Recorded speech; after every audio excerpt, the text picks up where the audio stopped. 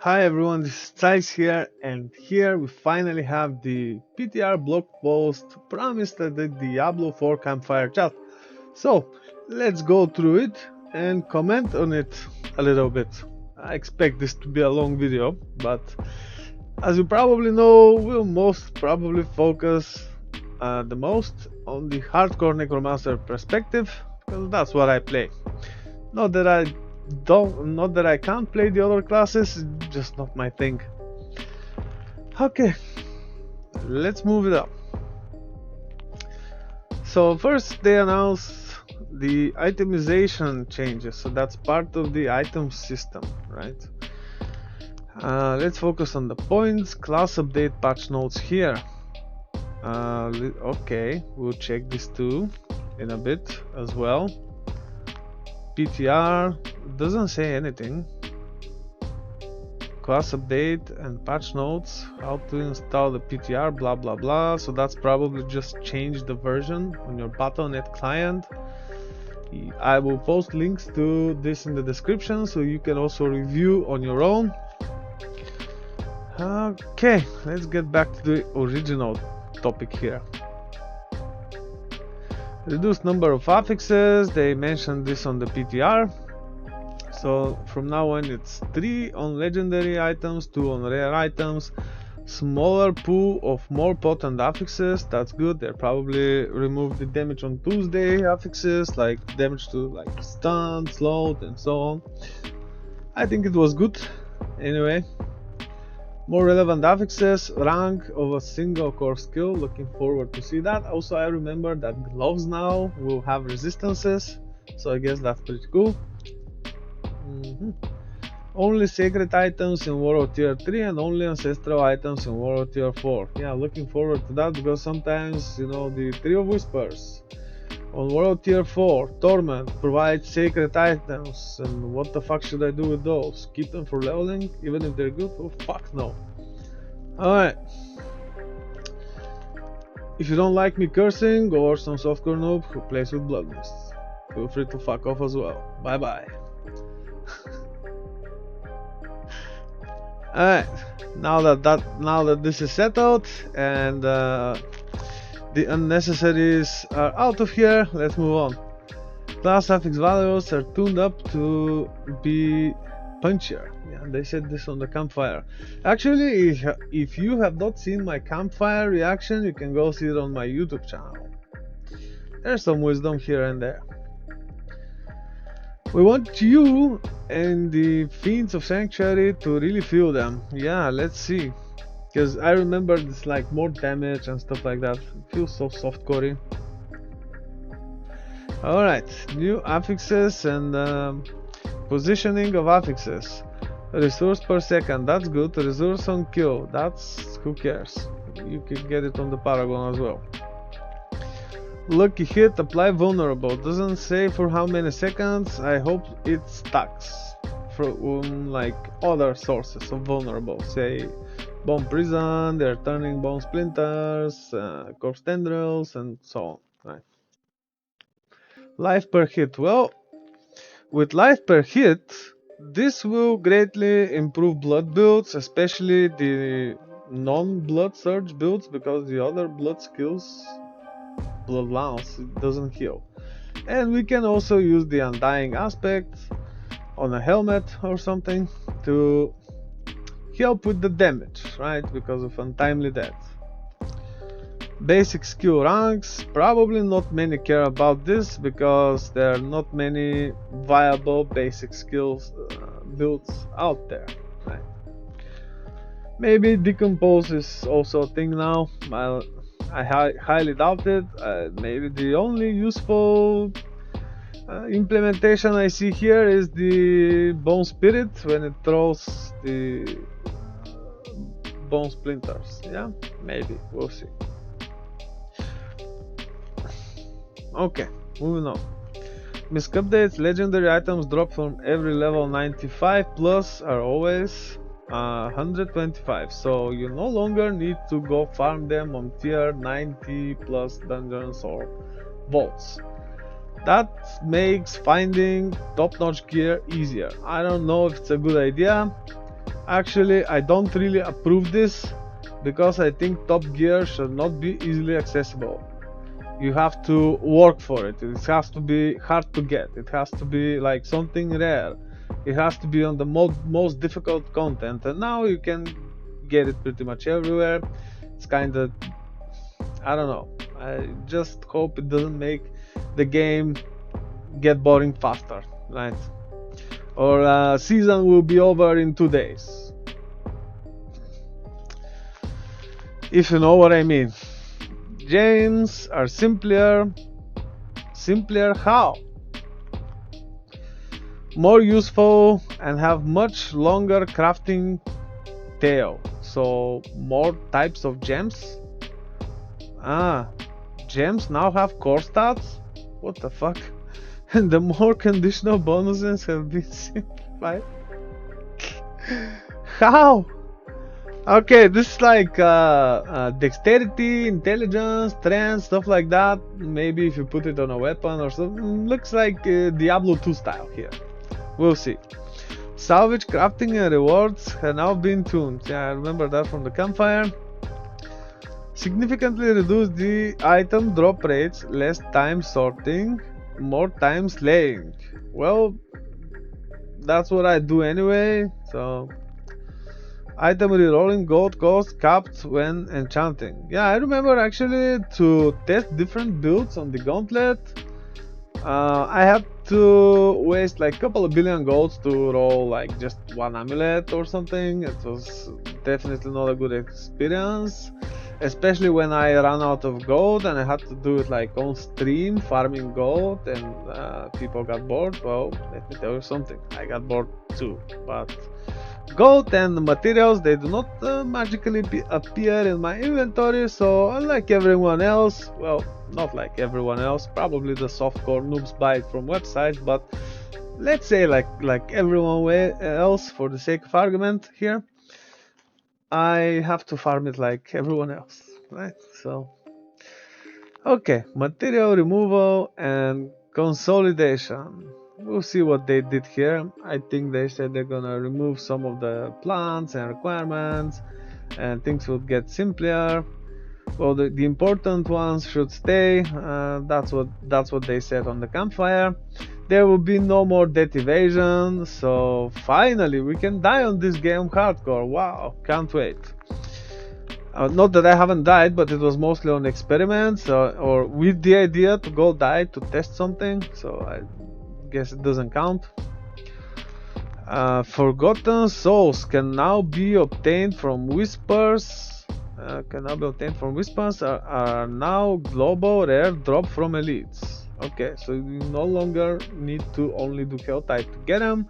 That's a very valuable resource, and this is a very good change, I believe.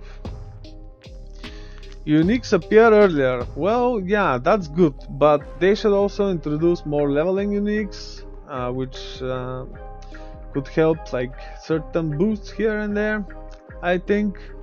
And they need to keep adding more uniques. They should add like even useless ones, which are not really usable at endgame. They will be like really helpful on the way to like min-maxing and stuff like that. They just need to get more creative or keep copying uniques from the old Diablo games. I think that will be really easy for them to do. They just don't want to do it.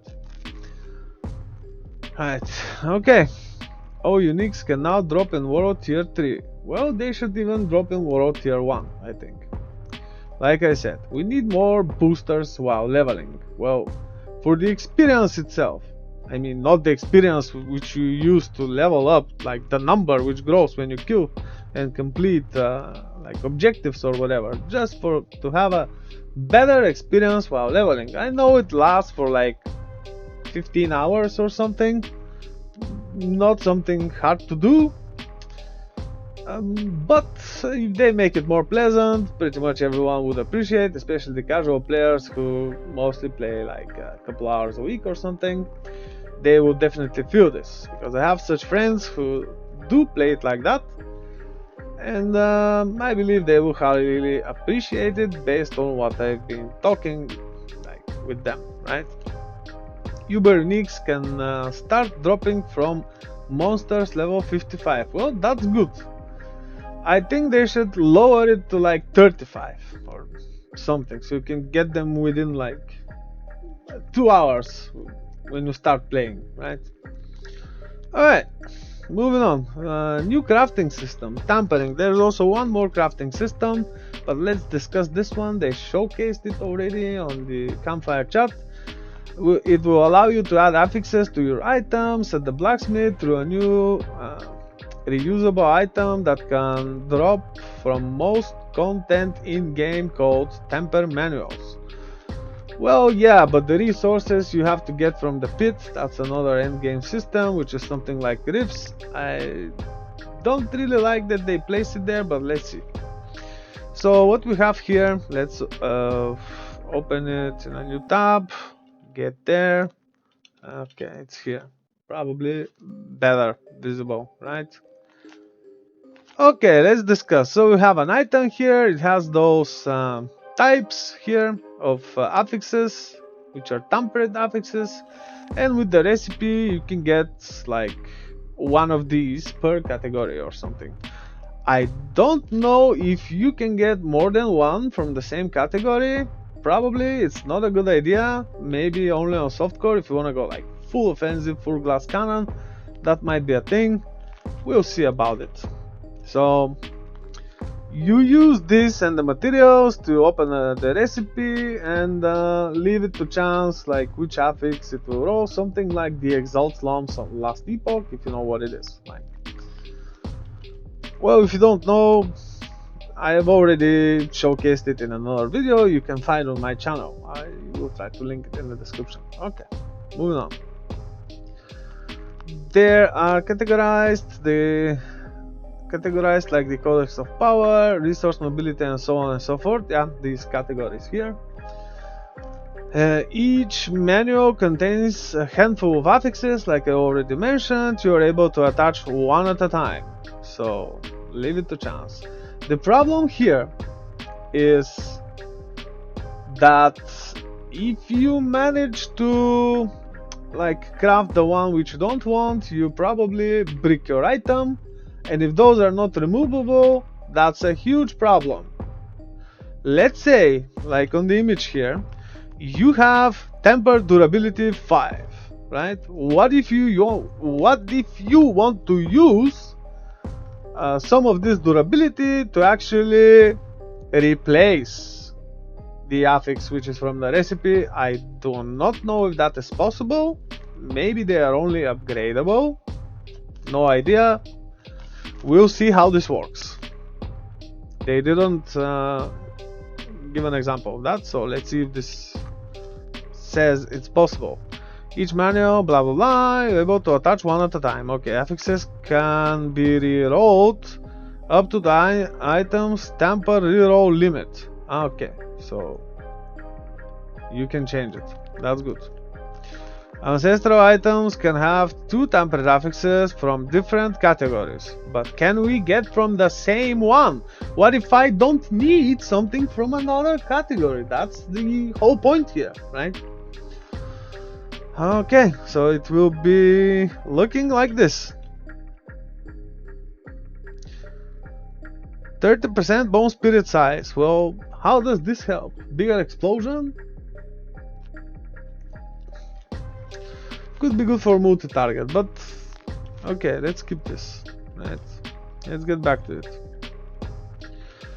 Gear affixes only appearing on ancestral. Greater affixes. Okay, those are like more powerful affixes. Let's say an affix provides you 100 intelligence. Well, in this case, it will provide 150. That's what I remember from the campfire chat. Only appearing on ancestral, legendary, and unique items, so you might want to farm more uber uniques with this specific greater affix that you believe your build needs. More powerful version of normal affixes with a 1.5 multiplier on the affix maximum roll. Okay, if it even rolls a maximum roll, which I highly doubt. But on the uber uniques, they're always maxed out, so I guess that's good. Maybe the most benefit I see here would be on the Ring of Starless Skies. The others just suck. Okay, moving on. The item with the greater affix will be immediately obvious with a unique audio cue as well as a 1 up to a 4 next to the item name, identically how many affixes are greater, so you can get like all of them greater affixes, which I highly doubt will be rare. Now they introduce some different kind of scarcity here in the economy. Let's say you find a Shaco with all the affixes, greater affixes. Yeah, probably would be like 1 in 20,000, but we'll see.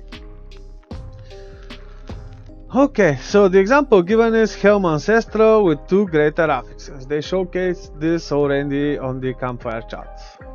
Each affix on an item has a chance to be greater in a world tier 3 and 4. Players cannot enchant into a greater affix, they can only be found. Yes, so that's really good. The people actually have to play the game. Wow, what an innovation. Just kidding. Masterworking, that's the other thing with crafting here. Late game crafting system to upgrade items using materials gathered from the pit. Let's see what is this about. So there's another article here describing the pit. Okay, when did they even publish this? This is from the very same article. Weird, they just linked it then. Improves the value of your current affixes. So that's like the old upgrade system for items. It's not upgradable to 5 ranks, now it's to 12 ranks. Every 4 ranks a single affix is massively upgraded. Other ranks slightly increase the value of all affixes. So just like all upgrade system, it's just now to 12 times instead of 5. But with this improvement here. And they didn't say that it could roll on the same affix every time, so that can be up to 3 times. And you can increase the maximum value, like the maximum roll or the current roll, respectively, to some affix. That too sounds really good. Let's see the example image here. Masterwork, Ring of the Sacrilegious Soul. Doesn't look like it's expensive or something. So yeah, except maybe this material, which I'm not familiar with. Probably is from the new ones. We'll see. Okay. Let's get back to it. Codex of Power updates. So those were really good. Let's see how they noted them here. All legendary aspects now appear in the Codex of Power, so you can focus on chasing great items instead of managing your inventory. Yeah, basically 2 of my stash tabs were full of maxed roll gear, which I'm ready to extract when needed. Well, but they still need to give us like way more stash tabs, say 50 or something. Just 5 just won't cut it. Or also per character private stash tabs. That's a must, and I think it's gonna make mules also more effective. The highest roll legendary you salvage and store in your codex. Yeah. So if you find like some aspect which has higher roll, once you salvage it, it gives the higher one. You cannot imprint the weaker one, like with less values. Legendary affix range increase based on item tier, normal, sacred, ancestral. I don't think that's a good change. I definitely do not think that's a good change. I believe that it was better the way it is now. Let's say on a regular legendary you can get the highest roll. That's the best thing. I do not approve of this change, definitely. Most legendary affix ranges have been increased. Yeah, we saw this also in the campfire chat. but the minimal value was also decreased, so to make it up for this change, right? If it makes sense. The UI has been revamped, now includes manual and keyword search. Okay, pretty good. You can also favorite legendary aspects to make them easier to find. That's a good change. Let's say you know your build in advance, what you need, what you're gonna play. Let me tell you what problems this introduces. Let's say you favorite stuff, you know what you wanna play and all that, and you keep looking for this gear and that gear. Well, at the same time, stuff for another build which is also viable drops, but you probably already know where I'm going with this. It's better to actually know your class, not your build. Especially because changes like this can happen and render everything that many content creators pumped out there, or let's say regurgitated out there, useless. Okay, moving on. You can also blah blah blah favorite legendary aspects to make them easier to find. Alright, Helltide Reborn. I remember there's gonna be a new meter thing and it's gonna spawn more monsters, so that means more cinders and less time spent on this BS. That's pretty good. Tide, so nice, we made it twice. Right, Helltide Thread. It's gonna be this meter here. As you battle through Helltides, you generate threads. How much will be determined by the difficulty of monster and how often you are securing tortured gifts within Helltide.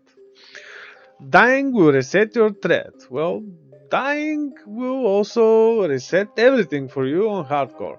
What I would like them to do is that they also introduce like soul character found. So when your character dies, you also lose your entire progress, like also gold, stashes, materials, everything. That's true hardcore, and I believe it should be also an option, like not just hardcore, but solo character found. That's the true gameplay. Okay, moving on. There are 3 Helltide threat tiers, with each increasing the danger and frequency of monster ambushes. At tier 3 you will become Hellmarked. I hope that this doesn't reduce defenses in any way. If it does, that would make it really interesting and more enjoyable, I believe, especially on hardcore, but I highly doubt they will do that. Let's see what they explained. Achieving maximum threat will initiate a brief ambush frenzy of maximum enemy density. Wow. And what do we do in this case? We push square to delete them with blood surge. Okay, why even bother going to farm with a different skill? You just push a button, screen dies, everyone knows that. Oh wait, there were actually people when the game was released which told me I'm a noob for playing Blood Search after level 30. Well, guess what? It's actually one of the best speed farming and leveling builds for the Necromancer class. So who's the noob now? Okay. The ambush will end with a final Hellborn spawn, and immensely powerful. When they say powerful in this game, think of like shooting it like no more than 3 times, in most cases just once, and it dies. Extremely powerful, immensely powerful, okay. Resurrected from the tortured souls of Sanctuary, most powerful champions. Let's see. There are 5 variants representing each class in Diablo 4. Oh, so that's like the Bloodseekers. That would be good if it was actually higher level than just 3 to 5 levels above you. Upon activating the Hellborn ambush, your threat will reset. Well, that makes sense.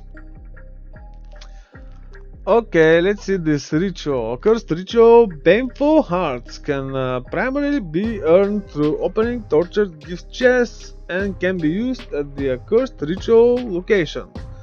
A scene of shocking gore. The accursed ritual is the ultimate testament to the disturbing lengths of the manic cultists who go to appease their dark wishes. Well, it usually doesn't work like that. They are pleasing somebody else, but who made them think that they came up with this idea? Well, what do I know, right? It's there where you can begin the accursed ritual. So let's see what this is. Right? Deposit the 3 baneful hearts to begin the ritual, and you will be swarmed with a dense demonic ambush. One blood surge away from death. Other players within your subzone will be leechers. Let's face it. Will be alerted that the ritual has begun if they wish to join you in your fight. Leechers. Boo, Blizzard, come on. This is bullshit. Give us solo mode. What is an action RPG without solo mode? Without shops, like without RMT, without trading. Solo mode, where you can actually display your skill and actually have fun by doing everything yourself. Okay, this ambush will climax with the arrival of the Blood Maiden. One bow spear away, am I right? Or let's say actually Blood Lance is the better single target core skill in my opinion. Anyway, you get the idea, but we'll see how it plays. An immensely powerful, one-shotter. Demonic creature who will offer great reward upon her death. Yeah, great reward. Would like to see on the PTR what this great reward is, but I'm not very optimistic here. World Tier 1 and 2 adjustments. Let's see, because this is important for leveling. You play World Tier 2 like at least half an hour. So I guess that's important. To get players into the thick of Helltides much earlier in their overall character journey, the PTR will see these upcoming adjustments to help make Helltide more fun and rewarding in World Tier 1 and 2. Well, there's usually no Helltide in World Tier 1 or 2, but now there is, so guess what? Better leveling, higher level monsters, so pretty good. Zeiss approves. All tortured gifts are mystery chests. What?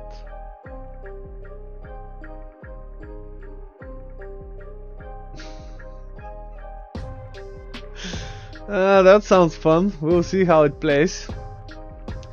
But to open them, it will require a lot of cinders. No roaming bosses or ambient meteors, so that also means no roses and no souls from those sources. Boo.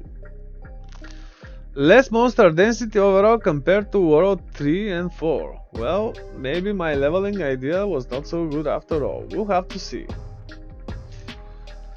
Alright, let's see this new content. The Pit of Blah Blah. They already showcased it on the PTR, on the campfire chat. So let's see what they're mentioning about it here. There are rumors that blah blah. Let's skip. Upon entering World Tier 4, you receive a priority quest to complete Tier 46 Nightmare Dungeon. That's like level 100 monsters. Upon completion, you will begin to collect rune shards during endgame activities. Collect enough rune shards to ultimately activate the obelisk in Serigard. That's pretty good. Let's see. Well, this is not in Serigard though. This is already inside of it. Okay. Let's see. Activating the obelisk will send you to the pit. Your goal will be to slay enough monsters before a 10-minute timer runs out. Each player death removes time from the clock. The first death removes 30 seconds. Second death removes 60 seconds. Third and subsequent deaths will remove 90 seconds. Well, if you play on hardcore, it removes all seconds. If you slay enough monsters, a portal will appear, like in this example here, I guess, taking you to the boss's arena. Killing the boss before the timer expires will grant you master working materials and unlocks the next tier of the pit. So that's like maybe that's the place where I will mostly be. We'll see. Killing the boss within 4-6 minutes to spare grants you an additional tier unlock. That's pretty good. So I guess speed builds it is. Killing the boss with 6 or more minutes to spare grants you 2 additional tier unlocks. Yeah, sounds pretty good. The pit has hundreds of tiers of difficulty. What does it mean? Let's see. If the mastery timer expires before you finish running through the pit, you will still receive loot, but won't receive any master working materials. So you have to be fast in order to get the better gear. That's obvious here. Did I say it in rhyme? Oh wow. The pit can be undertaken with groups up to 4. Solo hardcore here, sorry, so no groups. But the player who opened the pit receiving the lion's share of the materials. So that makes sense, so no grouping for this, definitely. Only the player who opened the pit has the chance of receiving the materials used for summoning tormented echoes. Okay, it's a solo content, obviously. Let's see the boss ladder update. I remember they finally introduced Andario, which is a really cool boss from the campaign. And it should have been in the game when it released. Not almost a year after, but what do I know? The Echo of Andario joins the ladder in our Season 4 PTR in the same bracket as her brother Duriel, with the same uber unique drop rates. That's good almost. They should divide those uber uniques to different bosses, so we don't really have to like kill the same thing over and over. Okay, we can make we can differentiate here. We can go do this boss, then the other boss, or like depending on the materials and all that. But the problem is if they drop the same things, who cares, right? It's not good economy wise, and I believe not also good player wise, game experience wise. With a mix of shadow, fire, lighting and her iconic poison attack. So now you know what she does and what resistances to prioritize. Pretty much every resistance, right? Except cold. And her iconic poison attack, Andario stands ready to face all who dare fathom her demise. Wow, poetic. Oh well. Summoning parts can be acquired from Beast in Ice and Lord Zir. Well, this is easy, but that means a lot of world bosses and legions and I don't know, I just don't like the way this forms. Might wanna go kill it once, but I think the other boss is much easier, like Duriel, to get the materials for. Alright. Tormented echoes of all other bosses can be summoned with Stygian stones, obtained from deep within the pit. Sounds good. Stygian stones are needed along with an increased amount of summoning materials, but fear not, they also drop more rewards. Sounds good. Tormented Echoes will be level 200. So barbarians will no longer watch on them, they will just one-shot them. Sounds like. Let's say this is true, and if their health is doubled, barbarians can just one-shot them again. So, Blizzard, please nerf. Thank you. All items dropped are item level 925. Well, that's quite expected. I remember they actually discussed those things on the campfire chat, so it's nothing new here. Defeating your first Tormented Echo drops one Resplendent Spark as a first time reward, account bound. So this is the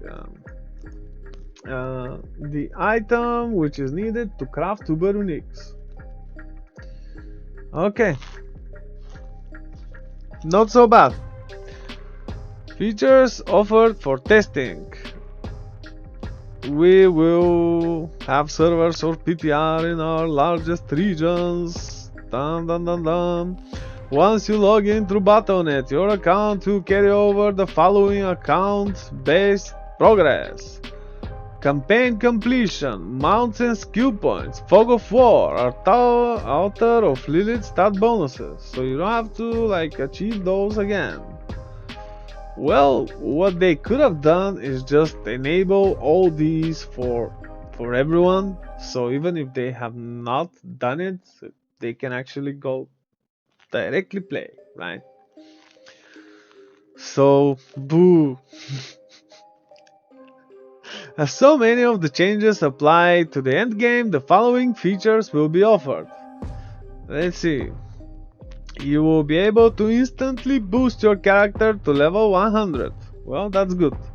They should have just added characters on creation to be level 100, or ready-made characters from all classes, right? Something like in the other PTRs in their previous Diablo games, like they want you to test specific things. Okay, we'll see how it plays.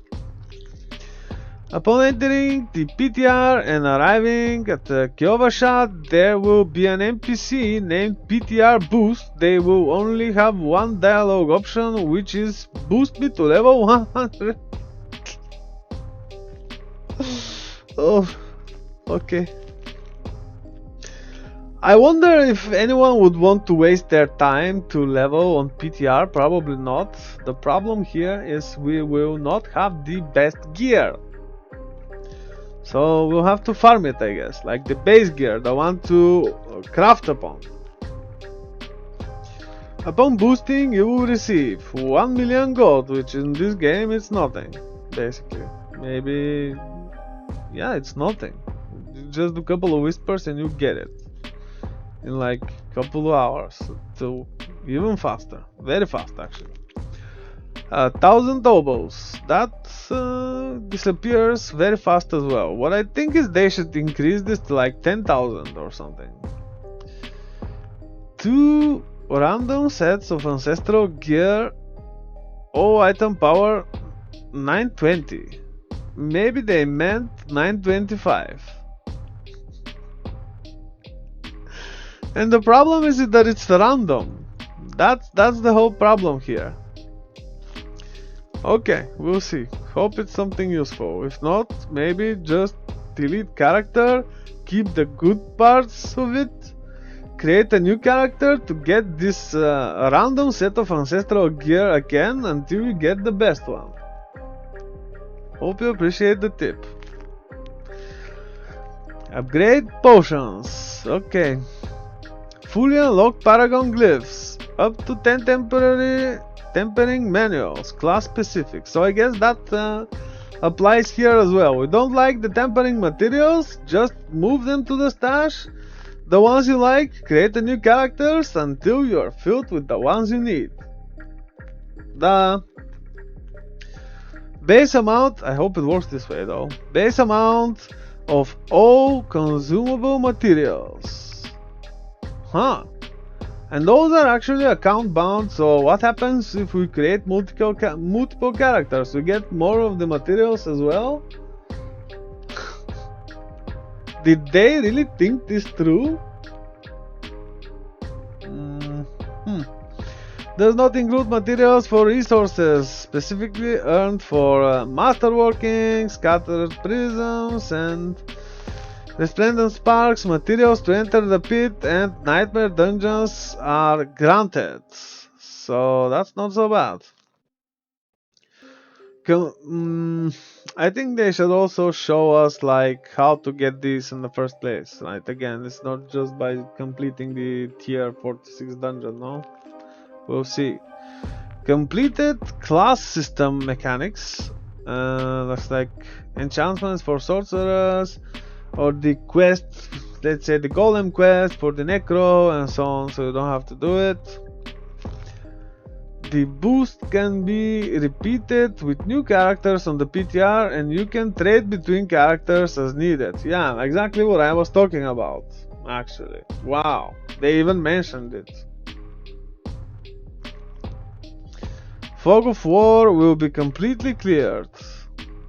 Additionally, regardless of whether you choose to boost your character for the PTR, legendary drop rates will be doubled. Well, okay. Doesn't mean it will drop the things you need though, so might wanna play with it a little bit until you min-max well, and to actually feel the difference, right? Because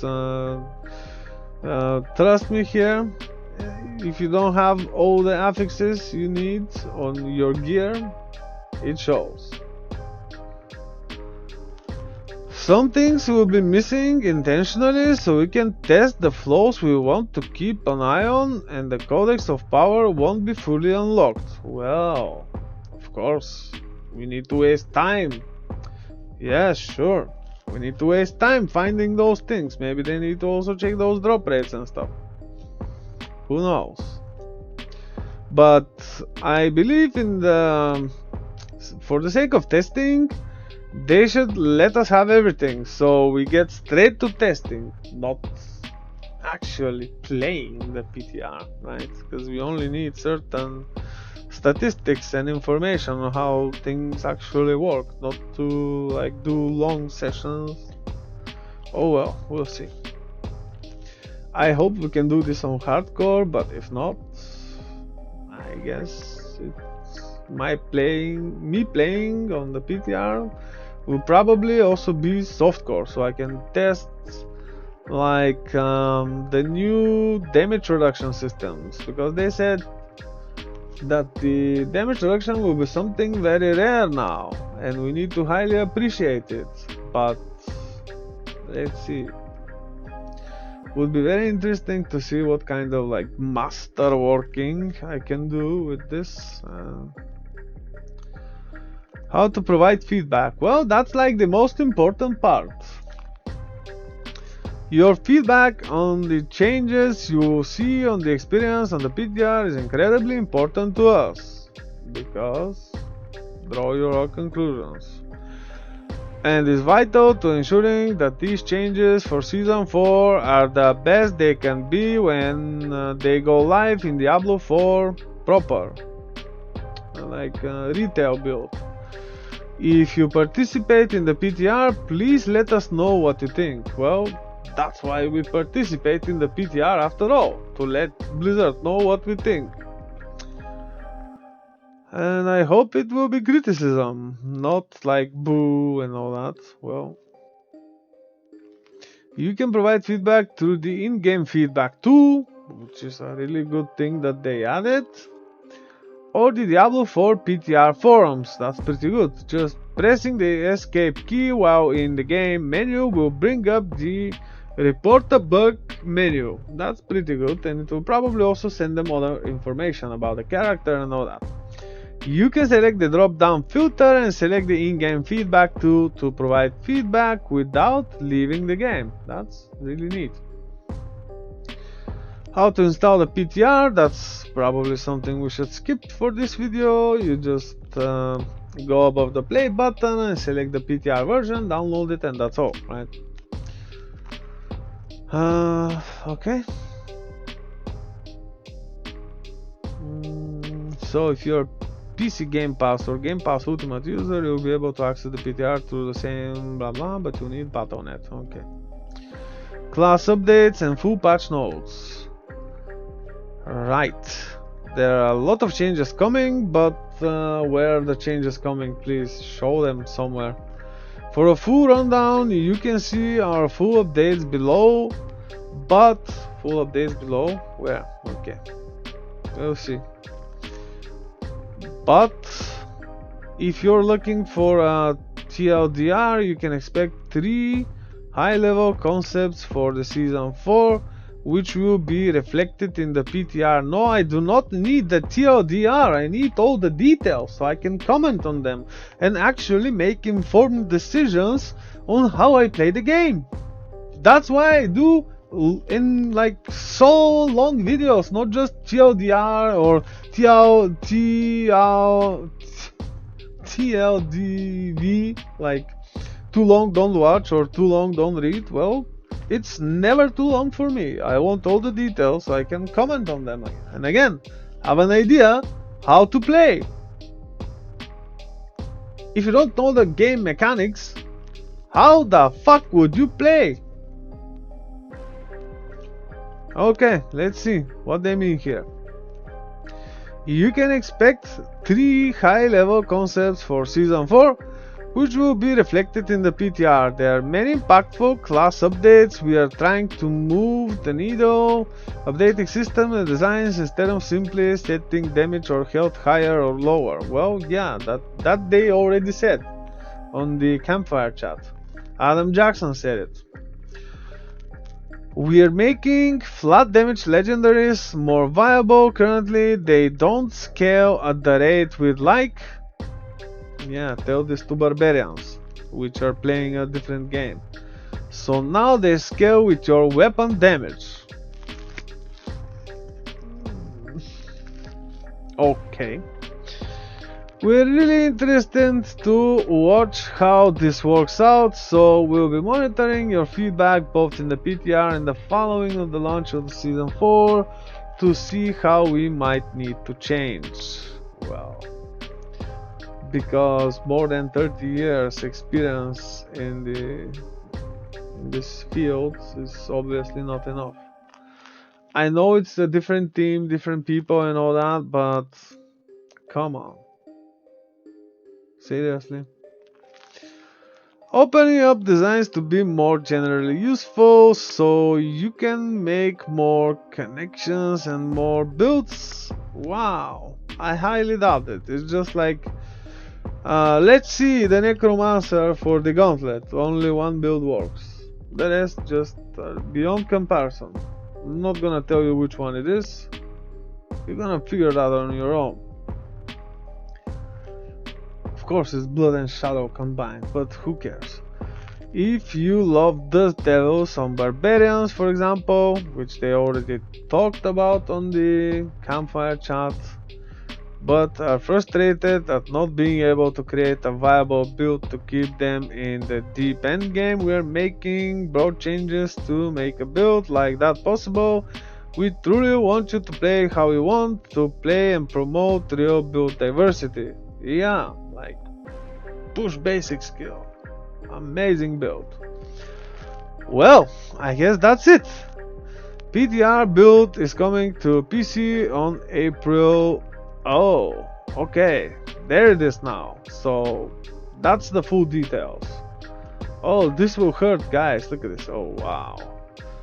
Oh, wow. Okay, we will go through all of this, but not the per class except the Necromancer, because we don't care about the rest. It's a lot. Look at this.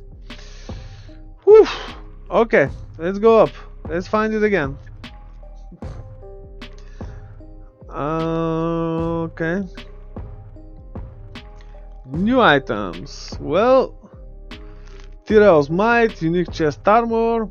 I think they showcased this already on the campfire chat. It's like when you pick the artillery shrine, those arrows, it shoots those arrows. It was a really good item. Yes, blessing, you need boots. Casting a skill has a chance to cast a non-mobility, non-ultimate skill that is currently on cooldown. Terrible. Terrible. That's, I believe, definitely not a necromancer thing, because what would it be? Like 10 rules, maybe? Yeah, good work. We'll see. Alright. Legendary aspects. Aspects of Frosty Strides. So that's useless in our case. Conclusive strikes. Damaging an enemy has up to 20% chance to daze them for 2 seconds. Yeah, more rogue things. Okay. They didn't mention it's like class specific, but looks like cold damage, probably sorcerer or rogue thing. And same goes here. Okay, barbarian skipping this, druid skipping this, necromancer unique items, Ebon Piercer unique amulet. Blight also shoots 4 smaller projectiles that pierce enemies and deal shadow damage over 3 seconds. So shadow builds will not be so bad now. Unfortunately, it's an amulet, and we usually need another aspect on the amulet, especially if we want to deal massive damage, and now it will not be possible. Oh well, thank you. Of course, it's the aspect of the damned, with both curses. Let's see. Curer's Embrace, unique gloves. Blood Surge consumes corpses to cause mini novas. Dealing damage. Damage is increased by 10% per target drained by the initial cast, up to 50%. Damage is also increased by 20% for each corpse consumed. That sounds pretty good, but if it does not provide ranks to Blood Surge, I don't know. Not sure it's useful then, but probably it will. Let's see. What I think is they should make it for like something similar for the other blood skills, but we'll see. Legendary aspects. Apophotic aspect. Skeletal priests empower your skeletal warriors attacks to deal shadow damage and have a % chance to stun enemies. Yeah, sounds good.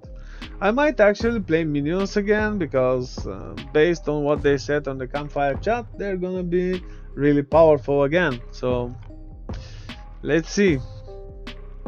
Rogue, skipping, sorcerer, skipping, balance updates, general, unique items. Banished Lord's Talisman, it was too powerful, they're probably gonna nerf it. Updated visuals and sounds to indicate that your next core skill will overpower. Yeah, I would definitely want to see that. Critical strike overpower damage reduced from...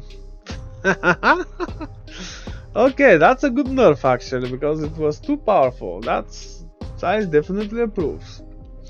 Resources needed for the guaranteed overpower reduced. That's also pretty good. So Zeiss definitely approves. T-Bolt's will. Damage reduced, probably. Damage increased while unstoppable, reduced from 20 to 40 to 10 to 20. Yeah, that's a good change and Zeiss definitely approves. Damage increased persists for 1 second longer after being unstoppable, so that makes more sense. They didn't nerf it much then, because you can deliver like more attacks, so that's pretty good. Legendary aspects, let's see. Disobedience. Armor stacks no longer fall off interdependently, they now refresh or reset at the same time. What? Oh! Oh! No! No! No! No! No! No! So that basically renders this aspect completely useless now. No! Armor gain changed to more, but no! No, no, no! Especially for distant targets on difficult content, this is just useless. Okay. Simulation, you have increased dodge chance versus enemies affected by damage over time effects. When you dodge, you gain of your primary. Isn't that like a rogue thing? Actually, what does it do here? That's a rogue thing. What does it do here? Okay, yeah. Inner comb also previous the blah blah blah on the crowded sage. Okay. Bow chieftains needle flare now also applies storms to necromancer minions. Wow! Ooh, finally! That's really powerful. Yeah, that is really powerful, and it will be quite noticeable. So, let's see. Necromancer, Barbarian, Druid, and Sorcerer champions now receive what? 100% of the player's attributes. What champions? Maybe this is the Helltide thing when it spawns like those champions, which are like the Bloodseekers and all. We'll see. But what champions? Companions. TV is very far away. I didn't see it actually. Well, sorry about that. Skill. Actually, this is a really good change. Let's stop here for a bit. This is a really good change. You no longer have to separate like offense and defense between you and the minions. That's pretty good. So you can focus on the character, especially really good for hardcore. So Zeiss definitely approves. Minions and companions finally a thing. Hopefully. Skill tags have been updated everywhere to allow more aspects and other effects to affect more skills and abilities. Okay. Like shout skills for Druid and Barbarian are now tagged as shouts. Right. New chain tag abilities like chain lightning and rabbis. Okay. New mobility tag for abilities that move and or teleport the player, such as scout drops or teleport. Well, probably also blood mist, the bullshit skill I never use. More skills are now tagged as core skills, such as sorcerer mastery skills and other skills which use resources like bone spirit.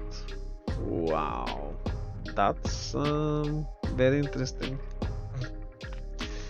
Additionally, various aspects, well, they should not have like made it like this, I think, but we'll see. Additionally, various aspects have been updated to account for these changes. Well, they could have named it like just skills, right? Skills, simple as that. Barbarian, skipping, hope they nerfed it, but I don't care. Druid, skipping. Necromancer, let's see. The enhanced blight. The tooltip now correctly references the defiled area for the slow effect. Well, finally. Blood mist removed the movement speed reduction. No. No. This should be on the aspect because now we actually have a really powerful tool here, which is not fair to the game. Not at all. I do not approve this change. Not at all. Golem. This ability can now be reactivated while crowd controlled. Activating this ability makes the player unstoppable. That's a pretty good change, but who cares? We have metamorphosis now. So just place it on your boots. Right. Decompose. Well, that's a skill which needs a lot of work actually. So let's see, is it viable now? Rewarded description to be more consistent with the use of corpses. Interval reduced from 1.5 seconds to 1 second. So like every time you like keep channeling it, maybe. Increase channeling essence generation from 8 to 10 per second. That's pretty good. Upgrades now activate when spawning corpses instead of channeling for 1 second. Enhanced decompose. Decomposing now causes an explosion, 40% weapon damage when creating a corpse or when the target dies. That's pretty good. Now also generates 10 essence when creating a corpse. Maybe that's gonna become the best basic skill. Let's see. Acolytes decompose. Previous every 1.4 or 1.5 seconds decompose makes enemies vulnerable for 4 seconds. Now decompose explosions make enemies vulnerable. Wow. That's interesting because now they explode like when creating a corpse and when the target dies. That's pretty good. Initiates decompose movement speed bonus is now on decompose explosions instead of channeling. Yeah, but you can't channel while moving like it is in some other games, so why even bother, Blizzard? What the fuck? Army of the Dead. Increased spawn rate of volatile skeletons by 50%. That's pretty good. We'll definitely have to test this. Supreme Army of the Dead. Spawn rate adjusted to match volatile skeletons. It's now categorized as a summoning skill. So summoning skill damage can increase its damage. That's pretty good. But it's also an ultimate skill. We probably don't have the ultimate skill damage anymore, like the ultimate skill damage affix, I mean, right? So we'll have to see. Passive, let's see, inspiring leader. Previous, after you have been healthy, blah blah, you get attack speed, right? And you and your minions. Now, while you are healthy, you gain increased critical strike chance, and your minions gain increased critical. Why this is not good? No, we need the attack speed. I guess with better gear we can actually no longer use this, especially when playing with Bone Storm, because we're probably not gonna need it as much now. So maybe they're trying to make us not use this when we don't play with minions. Eventually, when we get enough critical on, say, the rings and the gloves and all that, we'll have to play it to see. But I like the attack speed better. I do not really approve of this change. I don't like it at all. Whew, let's see, what is this? After you have not taken damage for the last 2 seconds, your minions gain attack speed. Bonus is doubled while you have at least 7 minions. So let's see, now your minions gain 3% attack speed for each active minion. So if you play minions with Bone Prison, that's gonna be a lot of attack speed, because Bone Prison counts as 6 minions. Yet still, I do not quite agree with this, because you can manipulate it with Bone Prison, which is... I don't know. I hope they know what they're doing, but I wouldn't count on it. Book of the Dead, let's see the changes. I usually sacrifice them, don't play with minions at all, so I think those changes are mostly for when not sacrificing. Let's see.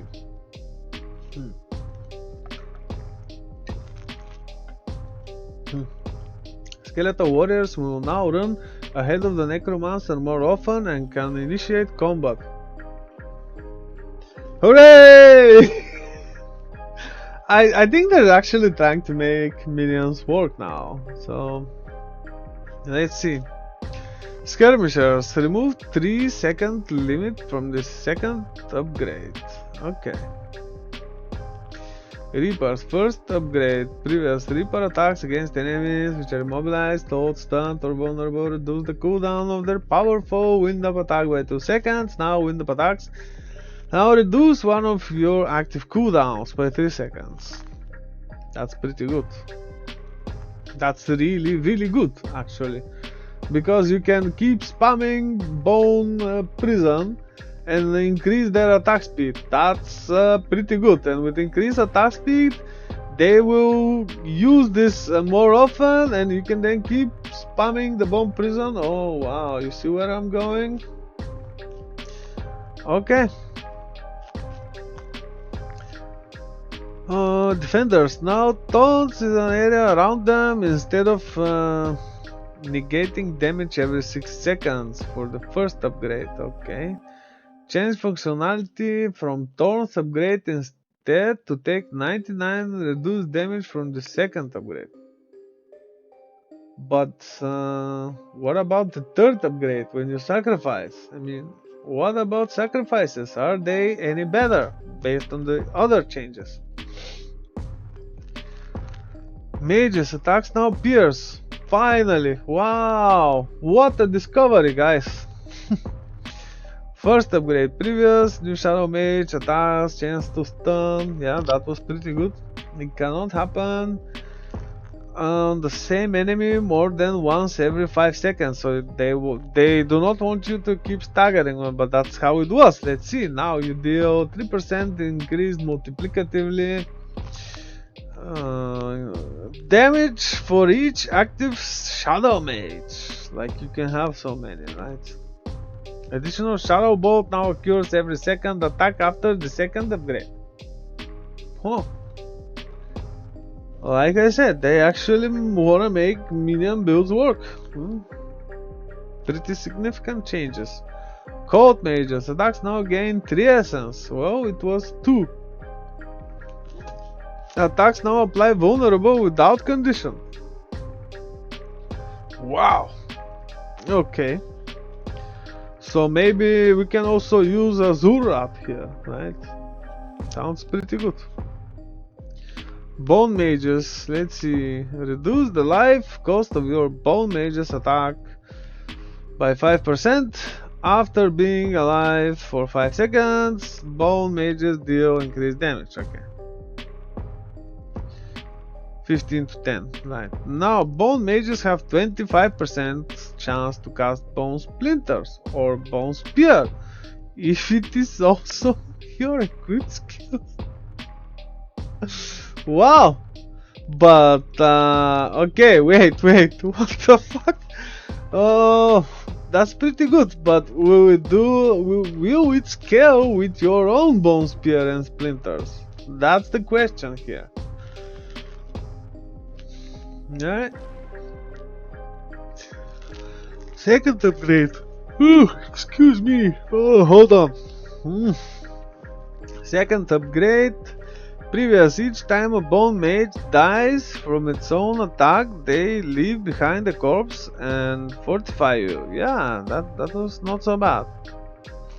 Now, Bone Mages drop a corpse when they die. That's pretty good. Bone Mage attacks will grant 3% of maximum life fortify. Very interesting. Yeah. Blood Golem. Golem now absorbs 30% up from 15% from the first upgrade. Okay. Second upgrade, active ability from Golem also heals the player for 5% of the maximum life of each enemy drained. Finally, Blood Golem actually heals. That's pretty good. Bone Golem. It was spawn 5 corpses around the golem where its ability is used. Wow. I might actually level with minions. Oh wait, I used to do this every single time. Anyway, your blah blah blah. Let's see. Now your bone golem unleashes bone spikes when taking damage. But what the fuck is bone spikes? What does it do? How does it look like? And how does it scale? So they share the change, but nothing about it. We have to discover the hot water on our own, right? Iron Golem first upgrade now casts the shockwave every 2 attacks instead of 4. That's pretty good. Shockwave damage increased from 40% to 154%. What an odd number, right? Mako second upgrade now also pulls enemies in instead of applying vulnerable. I don't know if that's good because the necromancer has many sources of vulnerable. Well, okay. Yeah, so long I'm almost going to fall asleep.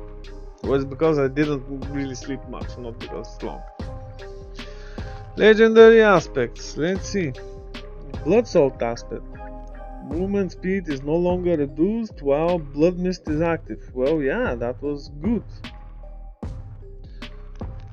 Wow, in Blood Mist form increases movement speed. Oh, softcore noob's gonna love this. Definitely. Using commander aspect. Previous. Well, we don't care about previous now. While Army of the Dead is active, your minions deal a lot more damage. 70%, 84% increased damage, and take 90% reduced damage. That's pretty good. They had attack speed before, right? Now it's more damage. Probably, I don't know. I used to like the attack speed better, and they also removed it from Inspiring Leader. That's just bad. No. But now the thing is, they can inherit the attack speed from your gloves. But what if you don't want to use the attack speed on your gloves? Huh, Blizzard? Comment, please. I don't necessarily like this. I don't think it's going in the right direction. No. Now they kind of force you to use attack speed on your gloves, and that's not really good. The player choice is gone now. I don't know. No. Occult Dominion also increases the max number of skeletal warriors by 2. So there's one aspect like to increase the skeletal numbers. That's pretty good. Blood Getters. Previous, the maximum number of skeleton warriors was increased by 2. Your skeletal priests also empower you. That's pretty good. Flesh Rending. Where did it go? When Decompose explodes, gain a lot of essence, 25 to 40. That's not bad at all. Now it's when it explodes. They're trying to focus on the explosion instead of the other things. But when it spawns a corpse, it should explode, so doesn't really change here, right? You actually need that specific upgrade now because of the explosion. Okay, makes sense. Again, they limit the player to specific choices, and I think they should provide quite the opposite opportunity, like let us pick from more stuff. But the problem is some of them will be underutilized because they're not balanced well. Okay. We'll see. Rotting. After Decompose can chain and burst up to 2 additional targets, explosions from Decompose deal increased damage. Well, at least it's multiplicative, which oddly enough in this game is the better thing instead of additive. Okay.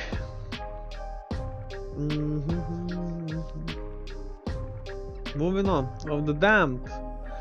Previous, you deal increased shadow damage to enemies affected by both Decrepify and Iron Maiden. Yeah, you deal 40-50 increased shadow damage to enemies affected by any curse. Okay, that's pretty good because now we free up Lance's skill slot here. That's really good. I definitely approve of this change, though I usually on shadow builds I like playing with both curses because it makes it really powerful. That's pretty good. Untimely death. It's important to note how this is changed because it's the one aspect blood builds cannot go without. It's a really important aspect for the blood builds. Let's see, each percent of your maximum life you heal beyond 100% grants you 0.5 bonus critical strike damage on your net critical strike. Wow, it was an overpower. So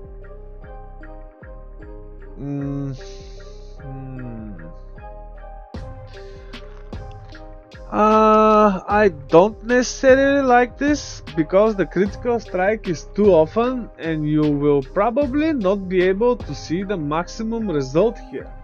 That's a no-go, especially with very high attack speed. Well, you can actually fill this to the 60% and you can actually fill this when you overpower, but you have like guaranteed overpower by the core skill and also by Ratna's Vigor, right? So it could actually be felt. But now there's gonna be need for a lot of healing, and I don't like where this is going because actually healing in this game is only effective for this aspect. Healing does not really help in this game. Things usually don't do much damage to you or they just one-shot you to death. So hope they balance that part as well and looking forward to see how they do that.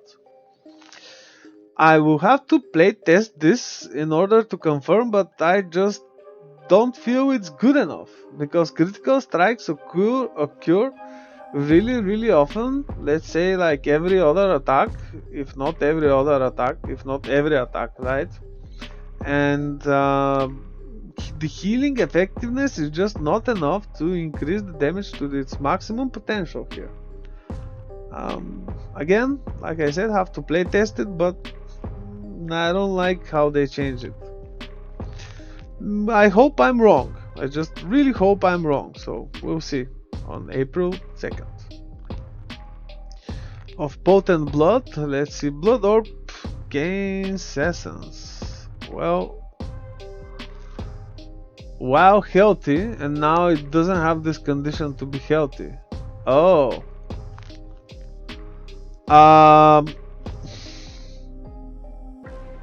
Yeah, I don't know.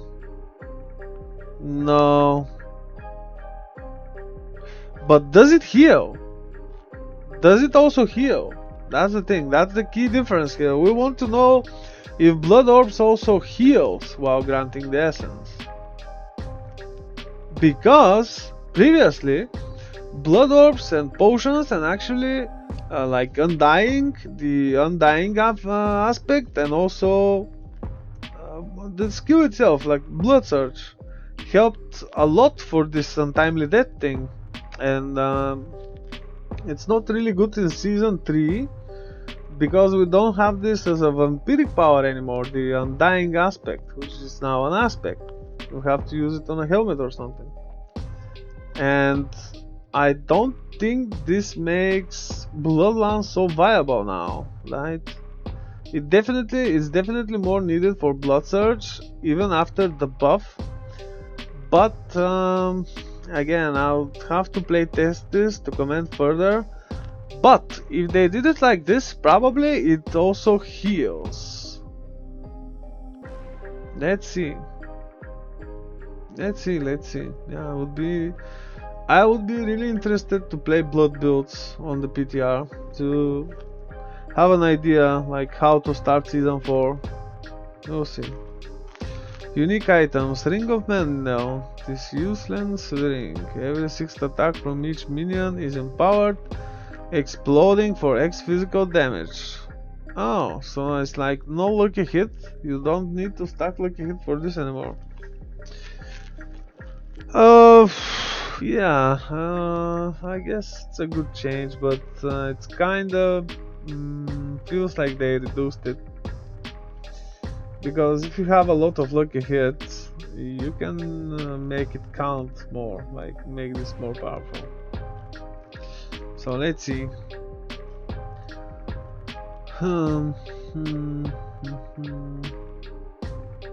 Actually, no. They just made it more powerful. Yeah, that's right. Oh well, we'll have to test this, but from what I remember, it was really powerful as it was, but now it will be even more. Yeah. Alright, moving on. Paragon. Control Glyph. Now additional bonus. Your and minions deal increased damage to crowd control targets.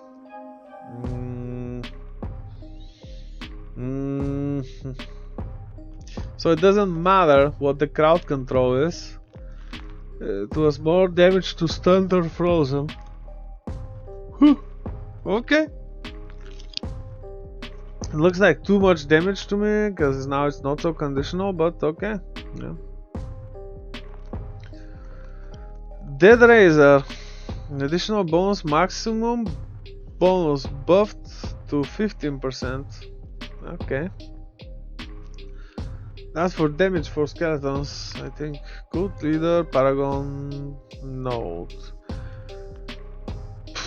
Minion deal double increased damage for each 20% of attack speed bonus they have, up to maximum 100% attack speed bonus. Ooh, that's really good. And this is the rogue here. Generally gonna skip it because you probably know I don't play the rogue as much. Sorcerer, same thing. Definitely gonna skip. Not interested. Okay, loot updates. All items drops in world tier 3 will now be sacred. Okay, sounds good. All items dropped in world tier 4 will now be ancestral. Trio whispers, winking at you. Item rarity drop chance have been adjusted. After level 28, the majority minus 80% of gear drop that is not legendary will be rare. Additionally, chances to drop legendary items now scales more after reaching level 50. Right. Item power can now increase every 5 levels after 50 instead of a linear scale. Okay, let's see why they did it. This is to give player time to focus on their affixes before the power of gear increases again. Like, actually, if the power of gear doesn't increase, and if let's say if some armor usually doesn't say plus 100 armor, I don't even read what it says. Why bother? Whatever it provides, it won't be as powerful, even if it has total armor. If I have to roll it or something, if it doesn't have much of a higher value, it's usually not even worth it. I tried, trust me, I tried. And in this case, say for the damage, right? You're gonna have to, like, if you one-shot things, let me put it this way, if you one-shot things, it doesn't really matter if you one-shot them with like 10,000 damage or 11,000 damage, who gives a damn, right? You might actually feel this on bosses, where you just kill them with 3 skill casts instead of 3 skill casts. You feel me now? Elixir updates. Okay, let's see. That's gonna be interesting. So the good thing I remember here is that they removed the Elixir of Death Evasion, and Diablo 4 is finally trying to go out of beta. We can actually have a true hardcore mode here. That's pretty good. We can die now. Remember, we can die. That makes the game very interesting. And we're probably gonna see less and less people on hardcore now. So now the gauntlet will not be of 5 people, it will be of 2 people. Amazing. All weak, strong, and potent elixirs have been removed and replaced with the following more powerful versions, which are available at level 50. Elixir of cold resistance. What's the difference? I don't get it. Cold resistance increased by 20%, maximum cold resistance increased by 4%, experience gained by. So what? It's elixir of something and elixir of something second, right? Got it. With okay, that's not so bad.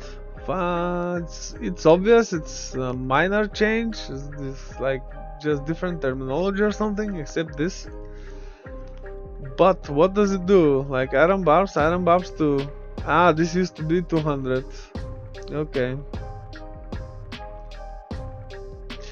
So they basically replaced all of them, like weak, strong, potent, heady, and so on and so forth. It's just two versions of the same elixir now. Yeah, that simplifies things. And I don't have to also now scroll to the bottom of the elixir list to get some death evasions when I want to test some stuff. So probably not gonna use that much elixirs, we'll see. So they're like two tiers of elixirs now. It used to be like weak, the normal one, the strong, the heady, like 5 tiers or something. Now it's just 2. Well, probably 3, because I remember, say for example, there was this elixir dropping on Helltide, which increases the armor by 900, and the ones which you can prepare at the Alchemist, they're like 200 and 500. They're obviously buffed, so let's see. And this is 20, it used to be like 15, so pretty good. And less things to worry about, so yeah, I definitely like. Zeiss approve. Precision, crit chance increased by 4. Okay, that's pretty neat. Yeah, that's good.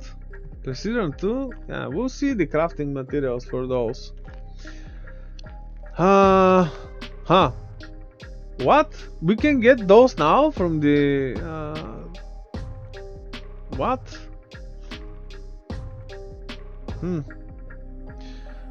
I believe it's a problem if we have this elixir at the Alchemist. It should be drop only, I think. We'll see. Oh, yeah.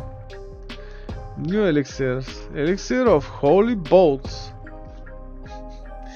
After killing an enemy, holy bolts fire from the corpse of that enemy. What? Probably like the artillery shrine or something. That should be a very good leveling thing, if it is what it says, if it is what I think it is. Let's see, momentum after killing an enemy, increase movement speed. Yeah, that should be like a necromancer specific thing, I guess. Yeah, really good. Experience gained is increased by 6. I like this. I like them a lot. Really good. User interface and user experience. Let's see what they changed.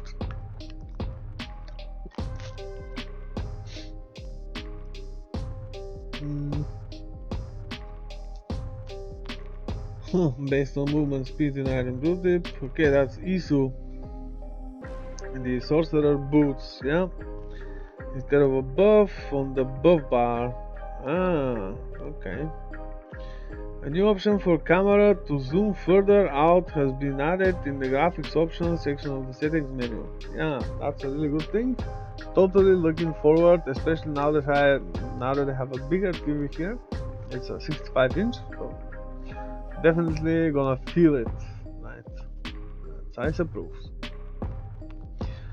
Crafting materials now have rarities associated with them.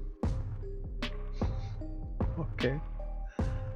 Um, so that means we will get the rare ones after tier 3 and 4. We probably won't get them earlier, no? Based on previous change mentioned. It was actually not like that, it was the range of the affixes values, so we'll see. New notification related to the... what's that? Expiration of migrated seasonal stashes has been... you know what I do at the end of the season? I go commit suicide with my characters so I can free up slots for the new season, or I just delete the characters depending on the mood. But if you also play hardcore, if you wanna smash someone on hardcore, well, let me know in the comments below. I would definitely kick your ass on the fields of hatred. Well, you can do the same to me. Who cares? Hi.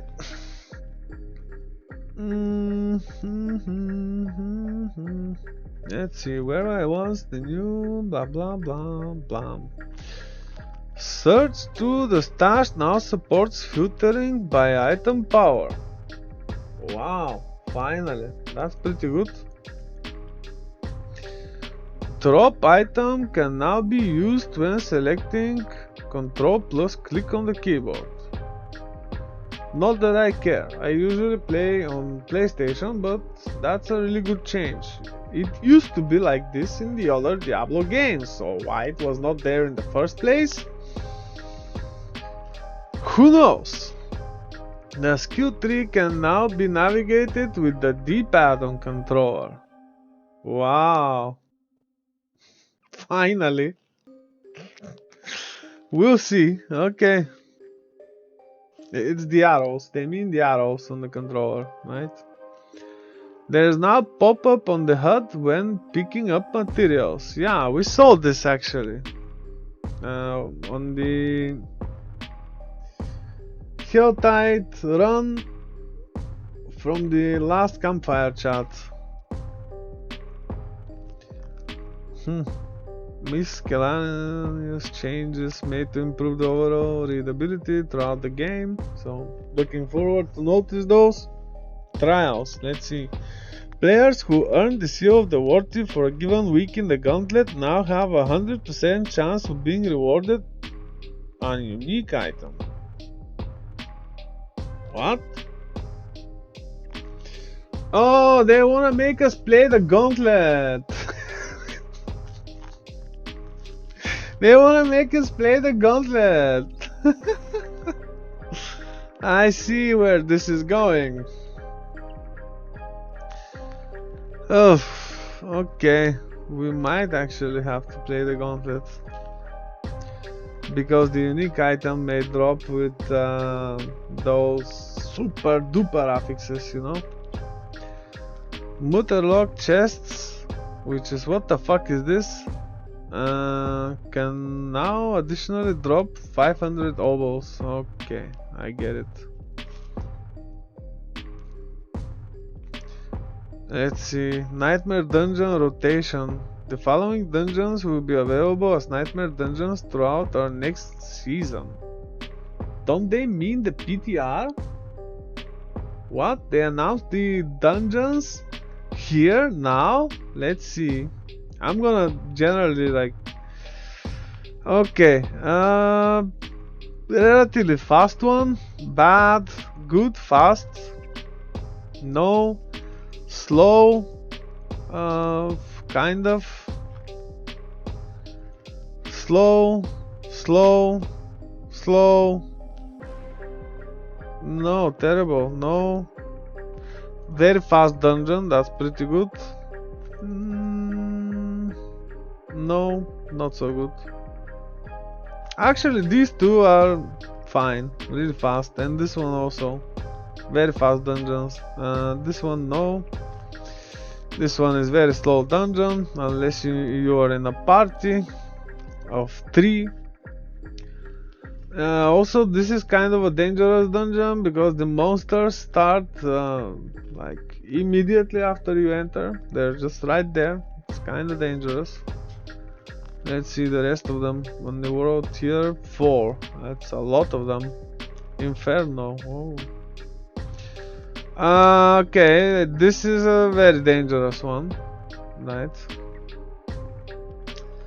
Dead Man's Dredge.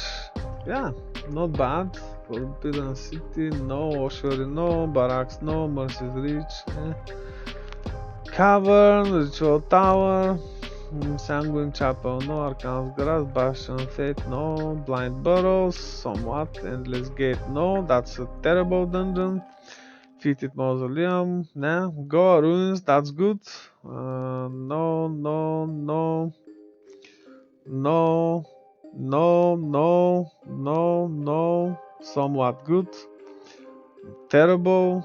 No, no, no. Well, the cavern, somewhat. Tudor's Cave, it's fine, but it's still long because of the second part objective. It's like slay all and all that.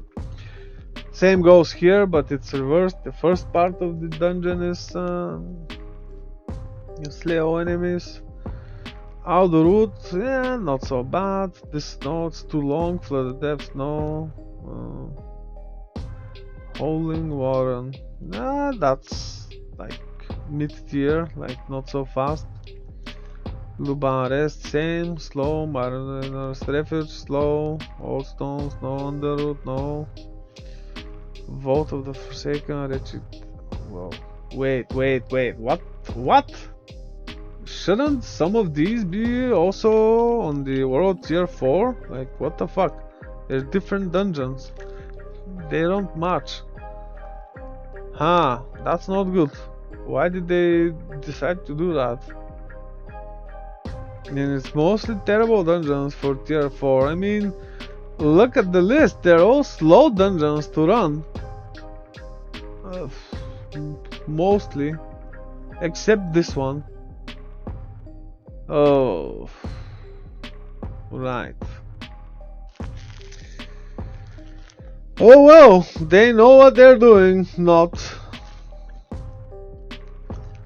Yeah, the bad part is like the faster dungeons, they decided to purposely place them on world tier 3 and all the slow dungeons on tier 4. What the fuck, Blizzard? Seriously? Why?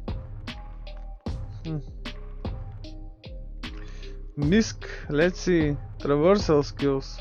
They never called them that, I think. Okay, such as leap and teleport. Well, they called them mobility skills. Probably they've been playing last epoch. They call them traversal skills. Okay, never mind. But let's see. Traversal skills, mobility skills can now have their distance determined by how far the analog stick on the controller is deflected. This will enable players on controller to have better control on the range of those abilities, improving parity with mouse and keyboard play. Yay! Actually, that is a really brilliant solution. But tell me please, how will this be in par with the ultra wide screen displays and mouse and keyboard where you can teleport on the other side of the woods, for example, right? No way. I don't have such a display. I have a gaming TV, I have regular widescreen stuff. I can't really play test this, but if you happen to have such a ultra wide screen or super duper ultra wide screen, feel free to test and let me know in the comments below. Thank you, Zeiss appreciates. Alright, let's see what else. More skills will now appear more visually powerful as the skill gains power. That's pretty good. Like more levels of the skill, it will be visually different. That's good. Like corpse explosion or something. I remember it was like this. The more points you have on corpse explosion, the prettier it looks, and the larger the area or something. Additionally, existing visual scaling has been improved. Yeah, visual scaling, yeah, that's pretty good. I hope it's just not visual. Experience rewards from completing dungeon events have been increased. Pretty good. So, yeah, but unfortunately, they only added slow dungeons in World Tier 4. That's not so good. Well, damage over time effects will no longer interrupt channeled skills. On the player, everywhere, or just the mobs? Because that's a really important distinction. Probably all around the board, like across the board. Well, okay, we'll see about it. Let's see. For example, let me give a good example here. Let's say you're poisoned and want to open a Helltide chest. And you try to channel, like to open it, because there's a bar filling up, right? And when you get poisoned, it gets interrupted. And when the next poison hits, it gets interrupted. So maybe they're talking about stuff like that. Or when you like try to teleport while being poisoned, or have shadow dot, or burning, or whatever. Right? Probably it's about this. Channel times for interactable objects such as picking up bloodstones or activating switches have been adjusted from various times of 1-2 seconds down to 0.75 seconds. That's pretty good. Yeah, that's really good. Legendary items and unique items can now be traded. That's a no. No, you don't want to do this. Trust me, you don't want to do this. I kinda like this, but guess what the economy would look like after day 2 when the season starts? It will be destroyed. It's a really good change in a way. Like, I was really pissed with this when I actually had people to play with, and there was this case. For example, we kill a boss, right? And my friend gets something which is suitable for my build, and I get something which is suitable for his build, and we can't trade it. That sucks. That sucks a lot. That sucks ass. It's terrible. But imagine the exploits that this change will generate. RM tiers probably very happy. Alright, anyway. This only includes unaltered items, of course. Printing, enchanting, tampering, masterworking item will bind it to your account. Oh, of course. Of course. But the base will probably be very expensive. Not that I care, solo hardcore here. Just saying, commenting. Bug fixes, alright, let's see. Fixed an issue where the screen reader, well, this is only accessibility, we don't really care about here. Not that I would like to ignore them, I just don't want to waste time with them, right? And I hope you understand and appreciate my effort. Gameplay. Barbarian, we don't care. We should care about this if you want to play PvP, but nobody wants to play PvP on hardcore, and I'm not gonna do the softcore now just to play PvP. Honestly, probably not. Necromancer, let's see. Fixed an issue where the bonus from the Bone Grail Legendary Paragon node, which should only trigger from damage, could be triggered when enemies were made vulnerable by enhanced Bone Prism. Yeah, Bone Graft, this is the one which increases the essence. That's a really good fix, actually, because I do play with Bone Graft and I do play with Bone Prism, right? And we'll see how this changes the gameplay now that this is fixed, and probably it would be for the better.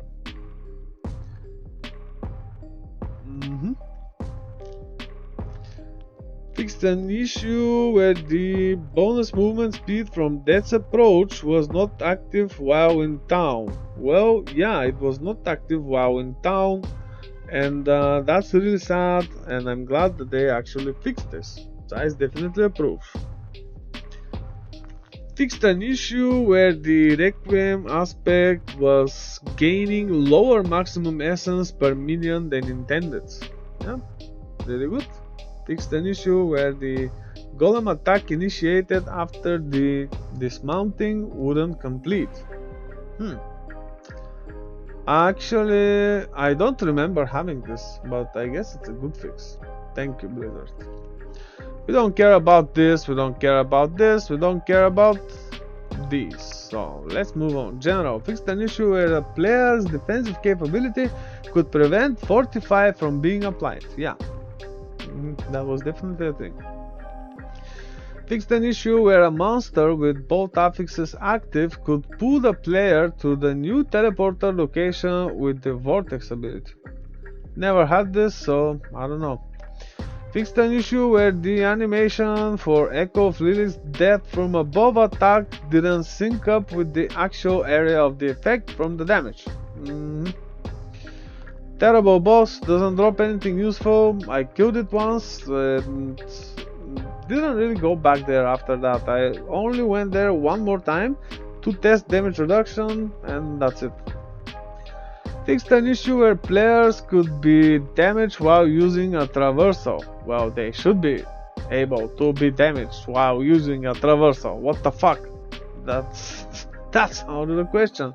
They should be able to be damaged. And they should be also able to get interrupted with their traversal, unless they have unstoppable, right? I guess that makes sense.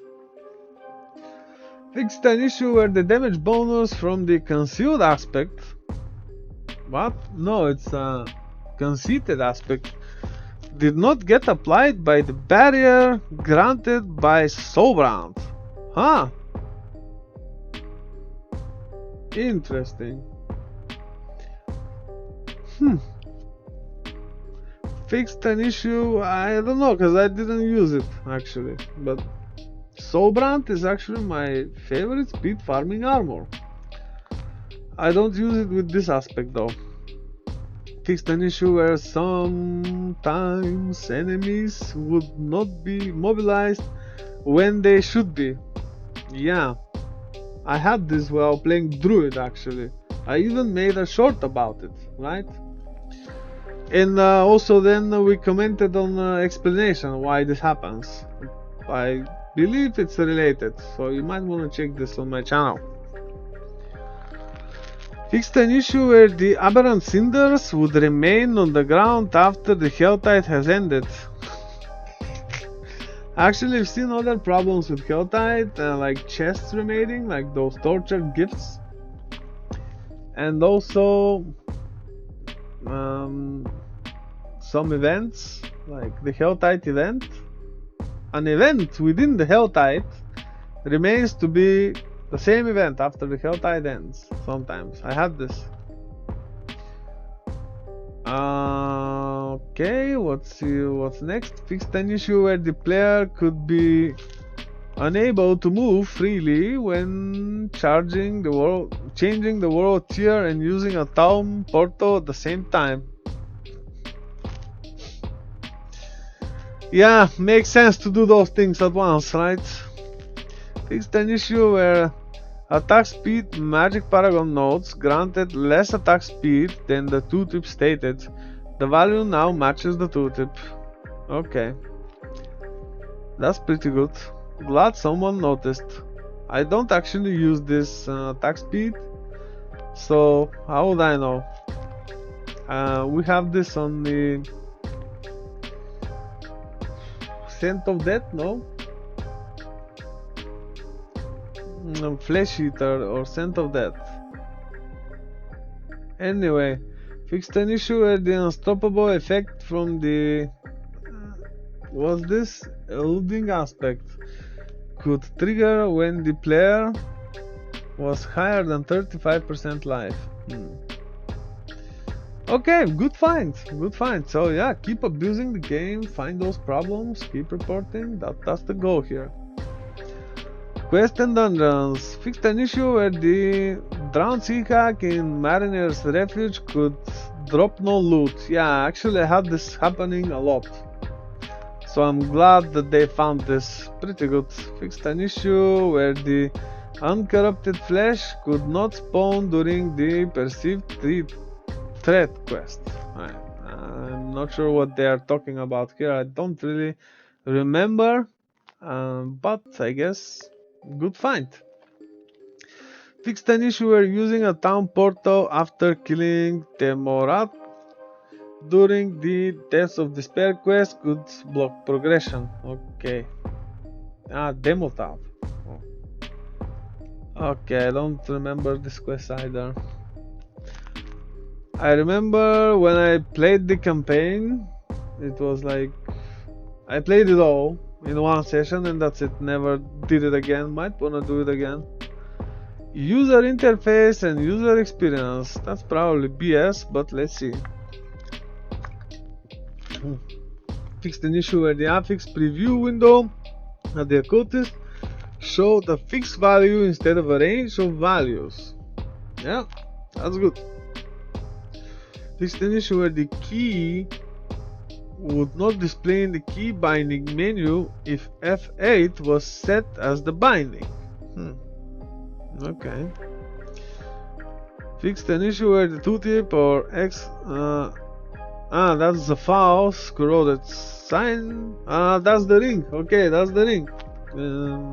Unique ring implied a larger area of effect than the ring actually did damage in. Okay. I don't think it actually specified any area there. It just said like damage. But wow. Okay. For controller players that attempt to move and cast an ability but lack the resource for that ability, you will continue to move that direction until you have enough of your class resource, at which point you will stop moving and cast that ability. This has been fixed so that the player will stop moving even when they don't have enough resource to cast. Yeah. That's a pretty good change here, so Zeiss definitely approves. Thank you guys. Thank you Blizzard, finally something good. Wow. Fixed an issue where the damage reduction from Harlequin Crest didn't display in character stats while in town or mounted. Yeah, but did it just not display or was it not there at all? Because that makes a difference. Fixed an issue where swapping key binding presets wouldn't persist between play sessions if that was the only setting changed. Yeah, weird. That should stick. Fixed an issue where the Edgemaster aspect could sometimes not appear when searching the stash. Never had this problem. I don't really use this aspect anymore, but well. Fixed an issue where the glacial aspect tooltips on the Codex of Power was inaccurate. Inaccurate how? Because I don't remember. Fixed an issue where unequipping a Paragon board that has two unlocked gate nodes would not connected to each other would result in other boards becoming unequipped. Sounds terrible, right? Okay. Fixed an issue where the powers and items that scaled with player attributes such as the power of Deathless Visage or Flesh Render did not properly display the scaling bonus. Where did they even display the scaling bonus? Because I don't know. We always had to calculate it. It's just 5% of crit or whatever. Never mind. Let's move on. And Misk fixed various instances where some items were class restricted when they shouldn't be. Yeah, but it's important to actually tell us which ones. Because could necromancers now use staffs, for example? Because I don't know, in Diablo 2 they could. What's the problem? The mighty necromancer can't hold a stick? Very weird. Fixed an issue? Well, fixed an issue where ancestral items could only be gambled for when the player's character's level is 73 or higher.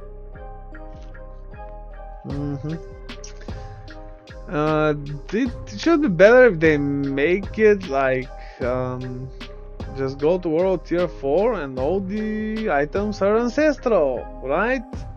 So that should be it. Variance, performance, stability, visual and UI improvements. They always add this as if it's something, right? For more about the PTR, check our PTR overview campfire chat on YouTube where they actually said less. We want to thank everyone in advance for your participation and feedback. Yeah, thank you. Diablo 4 is evolving rapidly. Actually, it is. It is evolving very rapidly. But most of those changes, they should have been in the game in the first place when it released, and also with Mephisto and Diablo and Bale, and like to build new stuff on what we already knew. Oh well. I guess it's very difficult. Who am I to argue here?